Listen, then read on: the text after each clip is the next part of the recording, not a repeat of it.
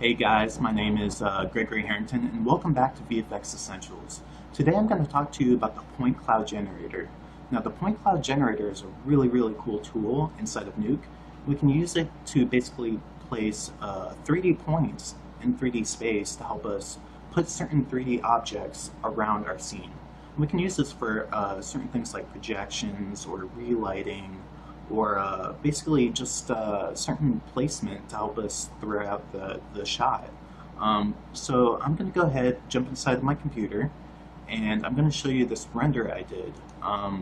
This render is going to show you, it's like basically a breakdown method, just wiping back and forth, and it's showing me, or showing you guys, the different pieces of footage that I'm going to show you as an example.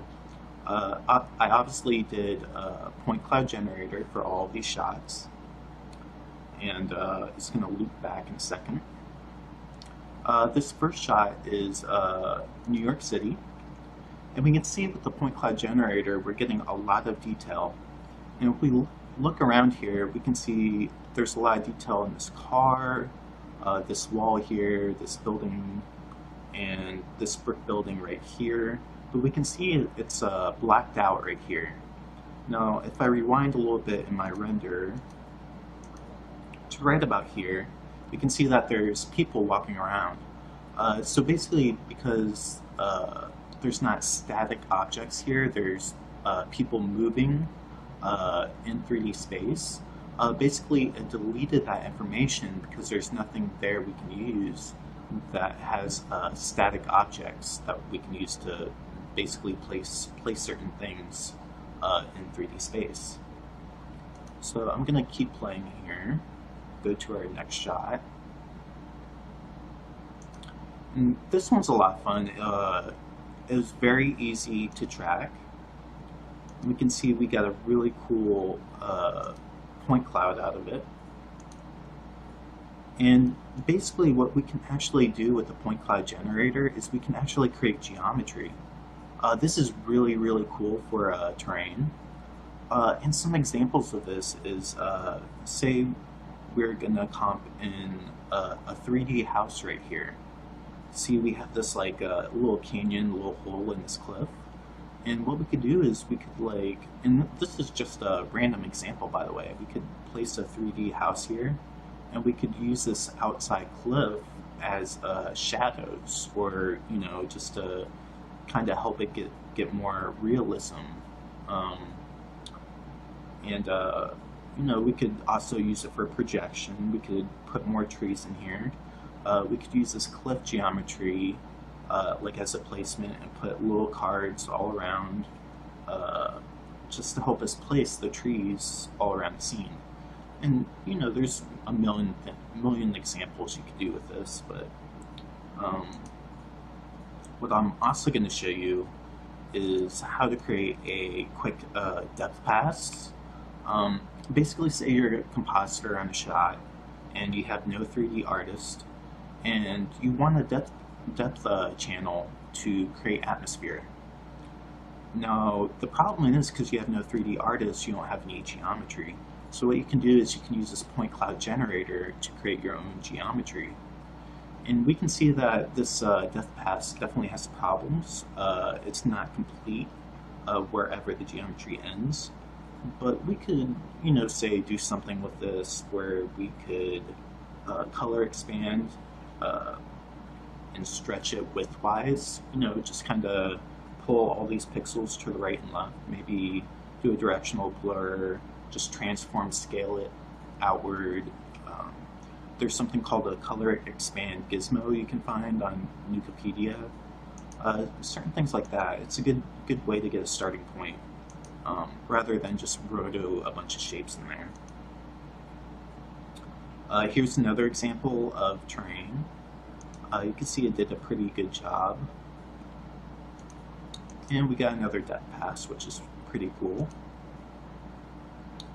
And with this shot, we can see that I added 2 cards right here and this cube right here. And basically the point cloud helped me place these 3D objects in the right space. So basically I'm not getting any sliding or anything like that because the objects are in the correct 3D space. So I'm going to stop blabbing now, and I'm going to jump inside of Nuke, and I'm going to show you these examples, and we'll go ahead and get started on this. So now that I'm inside of Nuke, you can see I have my 4 setups. This was inside of that room, and I have my geometry in here. We have the snowy town, which is like the train. We have New York, that first shot you saw. And we have the cliffs. Now, I'm just going to go ahead and get started and show you the basic way to create a point cloud generator. So basically, the first thing you do is you create a camera tracker. Hook it up to the source. And what I'm going to do is, I usually do this for anything I'm camera tracking, is I put lens distortion, unknown lens.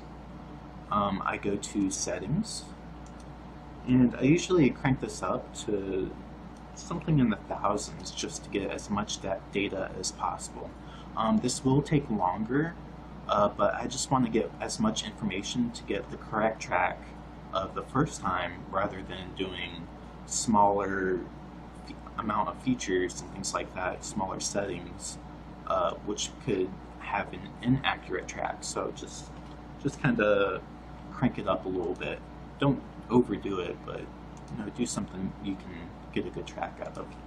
So the second thing was I lowered my detection threshold a little bit, and you can get the explanation just by putting your mouse directly over any of these settings right here. So I'm also going to click Refine Feature Locations. I'm going to go back to Camera Tracker tab, and I'm going to go ahead and click Track.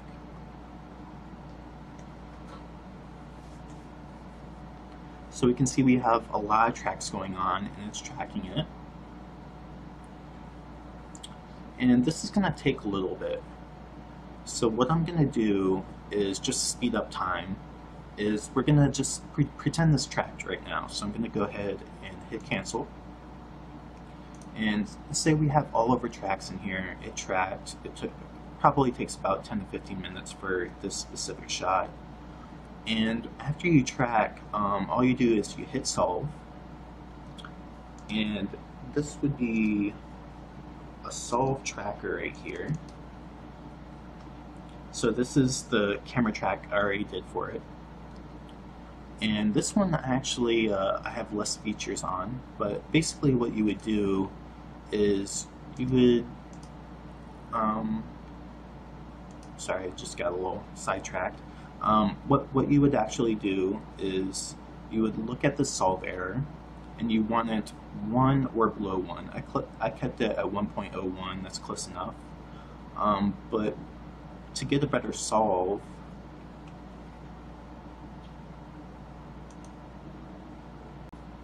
okay. Alright, sorry, it came back. Alright, so what I would do is I would lower this max track error just by a little bit. And I usually found with different footages I always track, it almost always seems to be 3. If I put this to 3 and this to 3, and I delete rejected, it will basically, we can do it right now, it's fine. You can see our error is 1.01, and it just jumped down to 0.87, so that's how you can get a better track.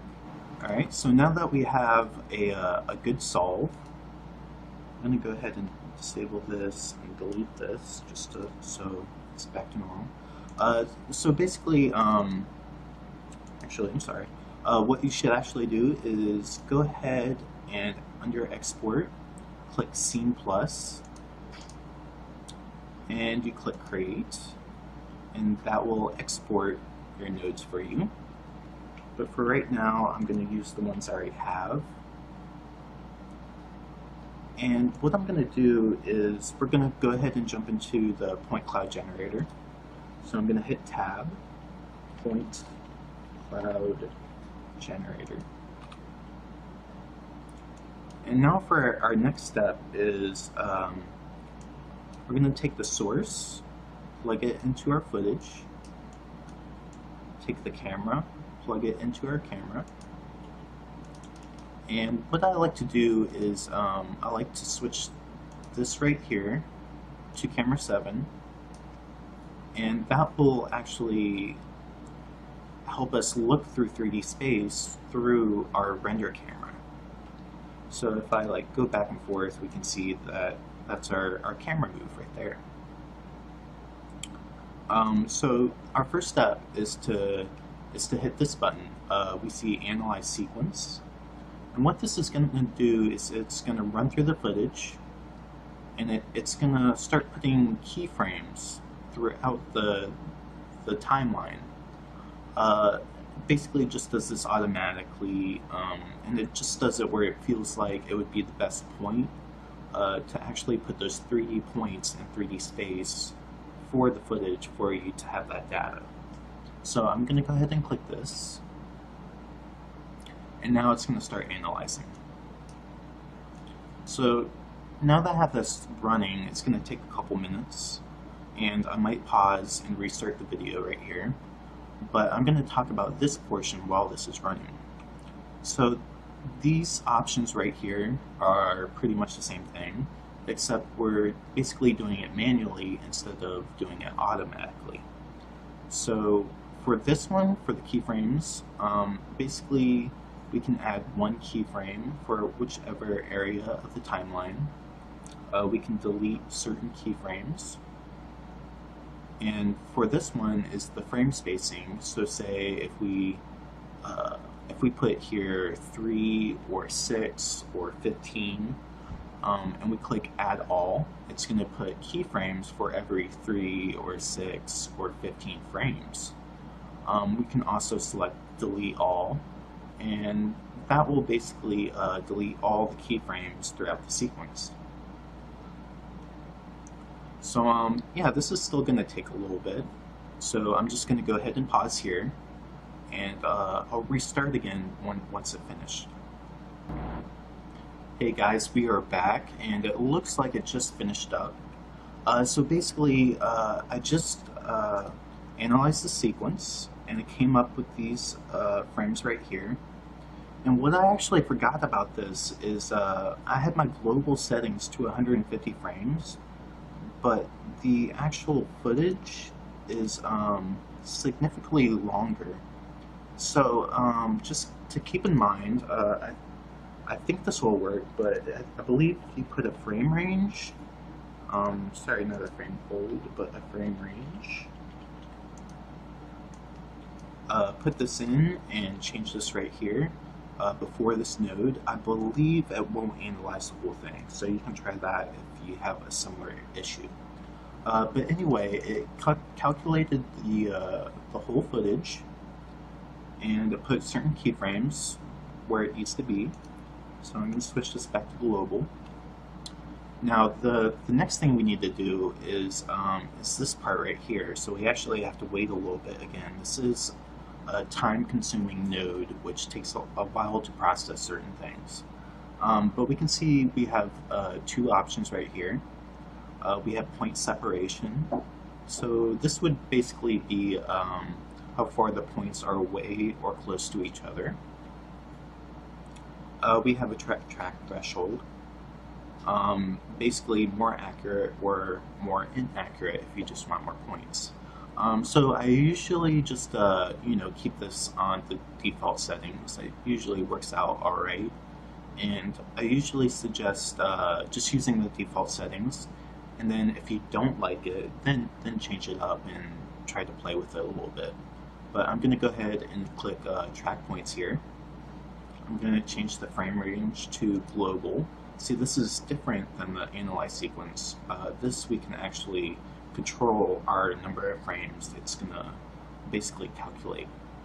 So I'm going to go ahead, click global, make sure this frame range is right. And we can also do something like use a proxy, but I'm just going to use the regular full HD footage. Click OK. And this will actually take longer than it will to analyze the sequence. I do think it is worth it, taking all this time to basically calculate this. So I'm going to go ahead, pause this again, and we'll resume right after this is finished. So I'll see you guys in a second. Guys, we are back, and I basically realized that I already had a point cloud generator node right next to it. So basically, I deleted the node we were just working with, and I'm going to go ahead and go back to this node. So basically, this is the same exact settings we were just playing with, and basically this is what pops up after we select track points. And usually the track points will take about 10 minutes. That's why I kind of decided to hurry up with this. So basically, we usually get something like this. We can run through it and look at our camera moving through the sequence right here. We can see all these red dots right here. That's basically what this section is. So you can see how it says display rejected points. We can uncheck this. We can see all the red dots disappear. So I have my angle threshold at 2. I believe on default it's at 1. So if we look at this, if I go from 1 to 0, we can see more information in the back starts showing up. And if we look at our footage, you can see that it's mostly things that are less contrasty, and it has things in the sky. Basically, all the more inaccurate data is being shown or hidden. So if we bring this back to 1, we can see those points start disappearing. And if we increase it, we can see that more and more points start disappearing. The most inaccurate points will slowly disappear. So I'm going to go ahead and change this back to 1. And I'm going to leave this on because apparently we need to leave this on to create geometry as far as selecting our points. So basically, basically we want to create a mesh from all of these 3D points. So the first thing we want to do is we want to go to this button right here, and we want to check for vertex selection. So I'm going to click that. And I'm going to go ahead and go to default, which is our perspective camera. And now what I'm going to do is I'm going to select these vertex points. And I'm going to go back to camera 7. So we can see that I just selected the portion that's closest to the camera, which is this area right here. And I have all the other points are not selected right now. So basically with these points, I'm going to create a mesh from that selection. So to do this, I'm going to go ahead and go to the Groups tab, and I'm going to hit Create Group. So now we can see, I'm going to go ahead and switch this back to Node Selection, and we can see that inside this group, it made all the dots green. So we basically know that everything green is inside of that group. So basically, I'm going to go ahead and create a mesh from that selection. So to do this, we're going to go ahead and select Bake Selected Groups to Mesh. And I do apologize for this tutorial lasting a very long time. There's just a lot of information here and a lot of processing going on. But I can guarantee you this will be really helpful for certain more complicated projects that might take you a long time to basically set up. This will greatly help it. So again, this is another processing thing that the point cloud generator does. It takes a couple minutes, but this goes a lot faster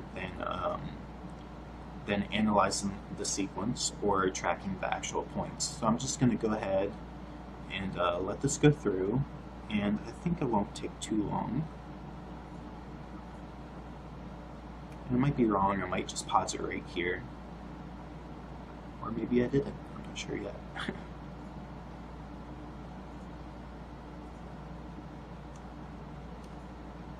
Alright, so that wasn't bad. I'm not going to pause it. I think that was fine. So now we have our mesh right here. So let's go ahead and put this in the scene. And I'm going to go to my scan line. And we can see it put it right here. And to better look at this, I'm going to double click the mesh. And I'm going to switch this to wireframe. And after doing that, I'm also going to take my BG. And you don't necessarily have to have a reformat here. The reason I do this is because, remember, I have several different examples. I'm going to go a lot faster through those examples. And basically they're different formats, so I have to keep different reformats right here, just so things don't get messed up. So basically I'm going to go ahead and hook this into the BG, and I'm going to look at this, and I'm going to hit tab right here. And now we can see where our mesh is. I'm going to disable my point cloud generator. Now we can see we got this right here. And look at that, that's a lot of detail. So we can use this for, you know, lighting, projections, any type of thing. So I'm going to go ahead and move on. I hope you guys found that section very, very useful. So now for my second example, I'm not going to actually do another point cloud generator. I'm just showing this just as an example. So about 6 years ago, I actually tracked this in Synthesize, and this is like one of my first projects ever. And I have a really good Synthesize track for it, and luckily I kept this file for a very long time. But I just wanted to show that you can create a point cloud generator with a solve camera from an external program. All you actually need is a solve camera and your image. So this was created with that Synthesize camera and the actual footage. And you can see it's the same setup. I told you earlier this is all blacked out because people are walking around and there's less data and, you know, things like that. So that's my second example. So now I'm going to look at my my snow terrain right here. Same thing, point cloud generator.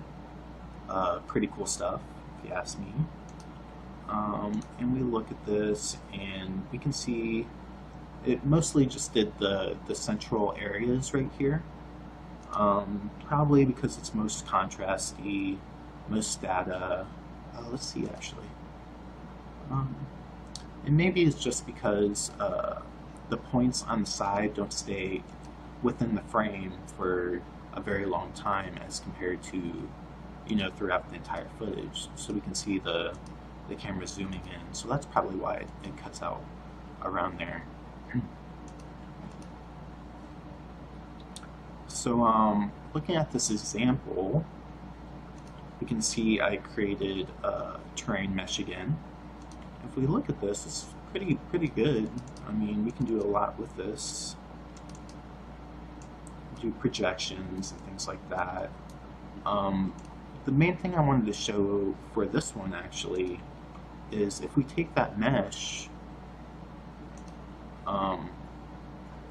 and, you know, we just hook it into our camera in the scanline renderer. And what we can actually do is if we just look through this viewer here to our depth, we can see we have a depth channel created right from the scanline renderer. So all I really did was I took a shuffle node, said depth right here, and then shuffled it to the RGB just so we can see it in the RGB channel.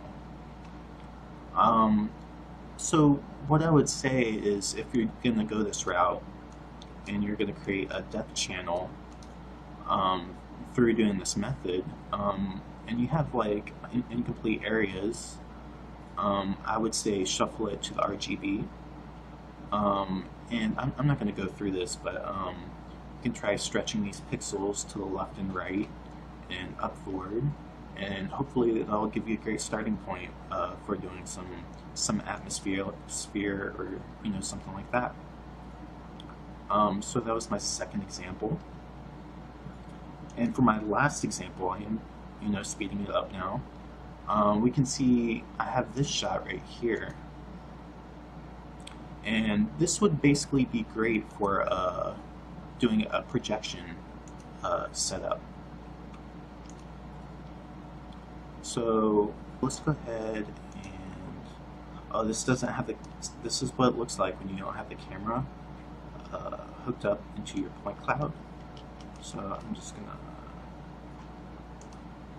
move this over here really quick. Let's go copy paste camera.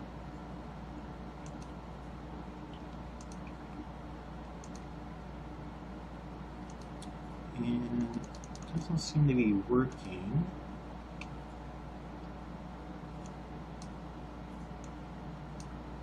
Let's see here. Camera 3. Oh, there we go. So I just needed to be on my render camera. Have my camera hooked up, and again put it into the footage. And we can see this is inside of a room, so it's a bit different from doing terrain. And we can see we have a very, very dense point cloud, which looks really cool. And we can see it's like this is like a creepy shot, and it kind of like zooms in. I'm gonna go ahead and switch this to input, move this, just so we can, because the camera does move more significantly over here. So if we look at our point cloud generator, we can see all of our points, and it did a great job on the shot. So basically what I would use this for is I would start placing certain things like the floor. And I have this merge opacity kind of low, but I'll just yank that up. So I did the floor right here, and basically all I did was I took a card, placed in 3D scene, and it doesn't really matter how big or small your ground plane is, so I just kind of placed it here and stretched it very far. And then the second placement I did was this wall right here, so put a card, and I'll go ahead and show you a quick way how to do that right now. So I have my camera track. Let's go ahead and plug into source also.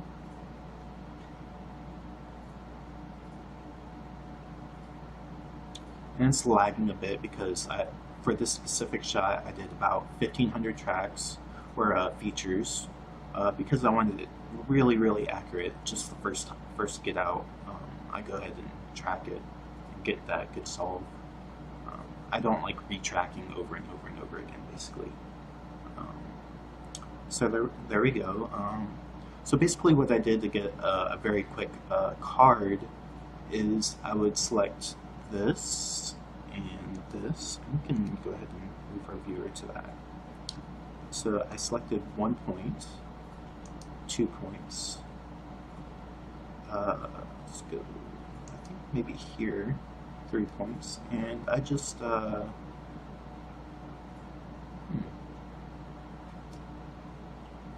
usually we just hit create card.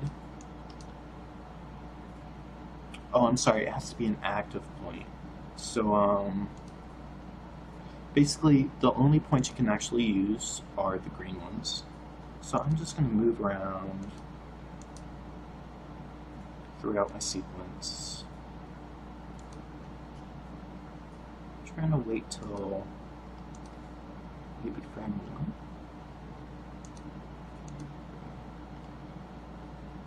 Let's go back to auto tracks. Oh, and if we actually crank this up, we can make our tracks green, and then we can select whichever track we actually want. I actually just realized that, so that's pretty interesting.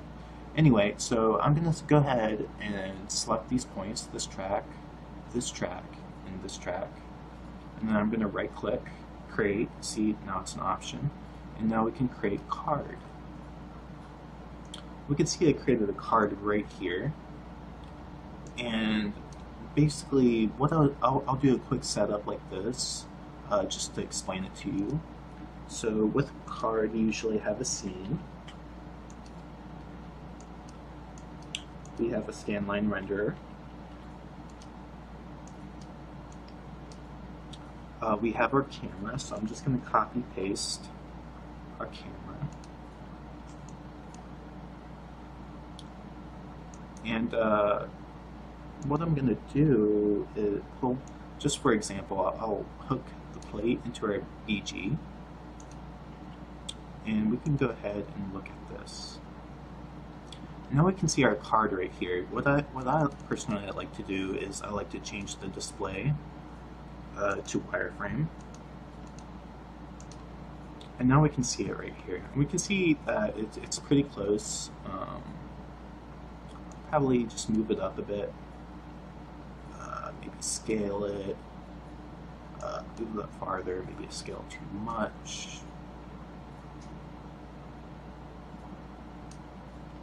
And we can see we already got something really, really close. So we can see that this line's just a little bit off. So I can kind of just play around, see which one's which.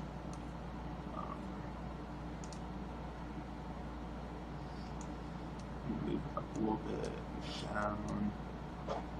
We could scale on Y if we wanted to.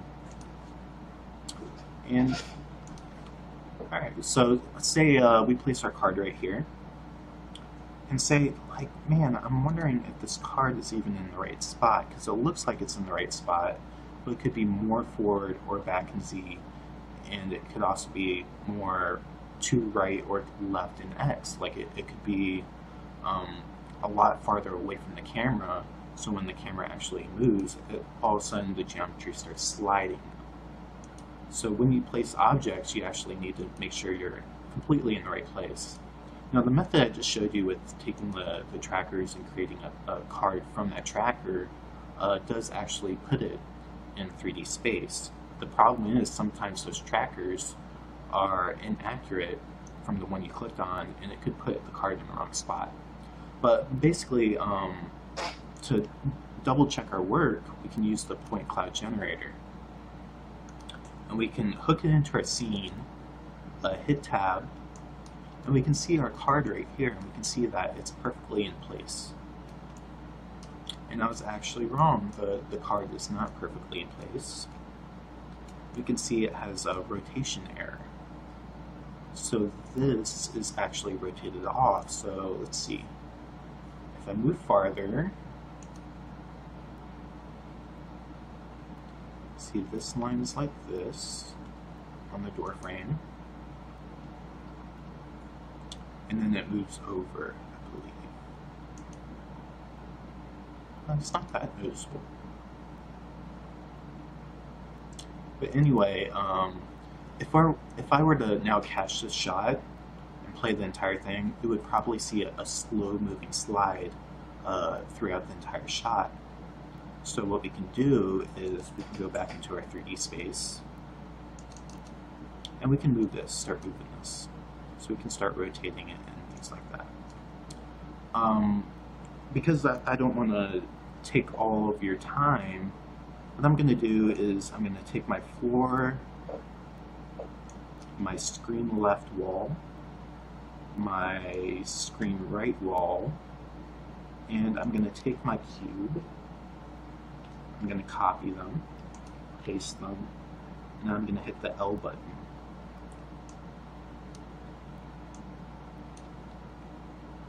Looks like I just...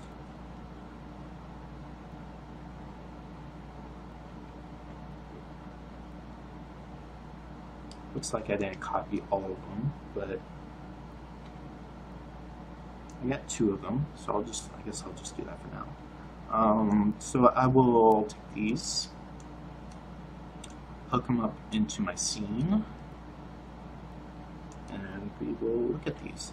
So basically, I did the same thing I showed you a second ago. I took this card, hooked it against this wall. I took this cube and I placed it right along this. And cubes are pretty easy. I'll just give you a quick example. You can move these pretty easily. Like you can see, I'm scaling it widthwise. You can move them like this, and like this, like this. So it looks like I grabbed the screen right wall, the cube, and I'm just going to grab my screen left wall and the floor. Now the reason I didn't put it into one scene node before starting this is I wanted to basically color correct the wireframe to show you as an example. So if I look here, you can see I color corrected this to be yellow and this to be green. And you can also do that with a wireframe node, but I like to use color corrects for some reason. But anyway, yeah, you can see that with this, I created this scene right here, where I created all that geometry and I built the scene. And I might use this as a future shot for a projection tutorial. So I'm just gonna, this definitely got out of my hands with the length of this tutorial. So I'm just gonna go ahead and close it up here. You can see we learned a bunch of different things. We learned how to place geometry within a 3D scene using the point cloud generator. We learned how to create a temporary, definitely not perfect, but a depth channel that we can at least begin to start on to create atmosphere or Z depth or something along that nature. And I also explained to you why certain things don't show up in your point cloud generator and why some things do. So that's about it. I hope you guys enjoyed this tutorial. I really like the mesh creating part of this tool. I hope you guys can use that. And I'm going to go ahead and wrap it up right here. So thank you guys for watching. Please like and subscribe. If you have any questions at all, please put it in the comments below. And thanks again for watching, guys. All right, thanks a lot. See you next time.